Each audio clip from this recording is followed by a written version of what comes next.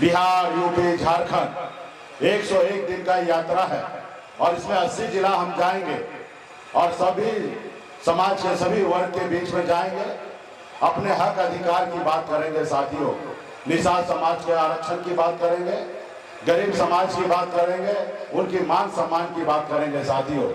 तो इस कड़ी में आपके बीच में हम लोग उपस्थित हुए हैं एक संदेश लेकर। इस आजाद भारत में अगर सर उठा के जीना है, मान सम्मान अधिकार के साथ जीना है, अगर आप चाहते हैं कि आपके बच्चे सर उठा के जिए, तो इसके लिए मात्र 2 काम करना पड़ेगा। एक काम, 1 रोटी कम खाइए लेकिन अपने बच्चे को पढ़ा लिखा के काबिल बनाइए। जो भी समाज, जाति, धर्म के लोग हैं, गरीब हैं लेकिन आप अपने कष्ट भरी जिंदगी को जी रहे हैं, उसमें आप 1 रोटी कम खाइए लेकिन अपने बच्चे को पढ़ाइए लिखाइए। आप अपनी जरूरत को कम कीजिए लेकिन अपने बच्चे को पढ़ाइए लिखाइए, उसको आगे बढ़ाइए। और साथ ही इस आजाद भारत में अपने अधिकार के लिए लड़ाई लड़िए, अपने अधिकार के लिए संघर्ष कीजिए। जब तक आप लड़ाई नहीं लड़िएगा तब तक आपका समाज और आपका कल्याण नहीं होगा साथियों। आज आप जैसे हमारे पूर्वज ने पौने 200 साल अंग्रेज से लड़ाई लड़ा, तब जाके देश आजाद हुआ। और उन लड़ाई एक इसी संकल्प के साथ लड़ा था कि देश आजाद होगा और हमारे आने वाला पीढ़ी जो है वो आजाद भारत में जन्म लेंगे और सर उठा के जिएंगे। लेकिन देश तो आजाद हुआ, लेकिन सही मायने में खास करके गरीब, पिछड़ा, गरीब समाज, जिनके बाप दादा ने देश की लड़ाई लड़ने के लिए शहीद हुआ, आज सही मायने में उनके लोगों को आज आजादी नहीं मिला है। जो लोग अंग्रेज के जमाने में उनकी जी हजूरी करता था, जो उनकी गुलामी करता था, आज वो लोग मालिक बना हुआ और जिसका बाप दादा ने शहीद हुआ, लड़ाई लड़ा, संघर्ष किया, शहीद होने के बाद भी उनके वंशज आज रोड पे भटक रहा है साथियों। ये आजाद भारत आपका है, ये भारत आपका है। इस भारत में जितना दूसरे लोगों का जीने का अधिकार है उतना ही जीने अधिकार आपका भी है साथियों, आपका भी अधिकार है। पहले राजा के घर में बच्चा जन्म लेता था, रानी के कोख से बच्चा जन्म लेता था तो राजा बनता था। लेकिन जब देश आजाद हुआ, बाबा साहब भीमराव अंबेडकर ने हमें एक संविधान बना के दिए, देश में एक लोकतंत्र दिए और बाबा साहब ने बताया कि अब जरूरी नहीं है कि राजा का बेटा ही राजा बनेगा। अभी देश का राजा वो बनेगा जिसके पास वोट होगा, चाहे वह गरीब मजदूर हो या दलित का बेटा हो या किसान का बेटा हो या निषाद मल्ला का बेटा हो, अपने वोट के दम पर राजा बनेगा।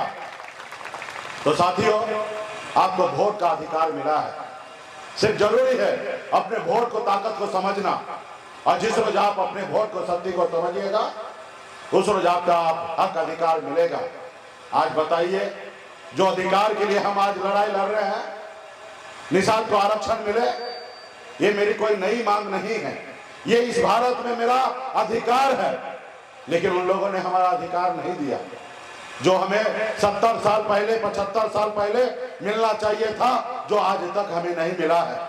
आज हमारे समाज को बीन, बेलदार, नुनिया, मलाह, चाय, तियार, बनपर, निषाद के सभी उपजाति को आज बंगाल में आरक्षण मिल रहा है, एससी का दर्जा मिला हुआ है। दिल्ली में जहां संविधान बना, जहां देश के प्रधानमंत्री रह रहे हैं, वहां पे भी निषाद समाज के सभी उपजाति को वहां आरक्षण मिल रहा है, एससी का दर्जा मिला हुआ है। लेकिन बताइए, बिहार में नहीं मिला है। अब बताइए, देश एक है, संविधान एक है, देश के चलाने वाला व्यक्ति एक ही है, फिर भेदभाव कैसे? आज हमारे लोगों को एक राज्य में आरक्षण है, दूसरे राज्य में आरक्षण नहीं है, तो इसका दोषी कौन है? इसका दोषी वो है जो पहले सरकार में थे, या वो जो आज सरकार में दिल्ली में है, ये आपका दोषी है। और एक दोषी आप और हम हैं कि हम अपनी शक्ति को, अपने अधिकार को समझे नहीं और अपने अधिकार के लिए लड़ाई नहीं लड़े। अगर हम अपने अधिकार के लिए लड़ाई लड़ते तो आज ये समाज जो है बहुत आगे निकल गया होता। लेकिन ये समाज आज भी मजबूर है दूसरे प्रदेश में अपने घर परिवार को छोड़कर दूसरे प्रदेश में मामूली 8,000 रुपया का नौकरी करने के लिए आज मजबूर है। तो इसके लिए कौन लड़ाई लड़ेगा? आज अगर आपको आरक्षण मिल गया होता तो आज आपका बेटा कलेक्टर होता। आज यूपी, बिहार, झारखंड हम जाते हैं, 137 जिला है, लेकिन एक भी जिला में निषाद का बेटा, बिन बिलदार नोनिया मला का बेटा कलेक्टर नहीं है। अगर आरक्षण मिल गया होता तो निषाद का बेटा कलेक्टर होता, एसपी होता, एसडीओ होता, बीडीओ होता, सीओ होता, डॉक्टर होता, इंजीनियर होता।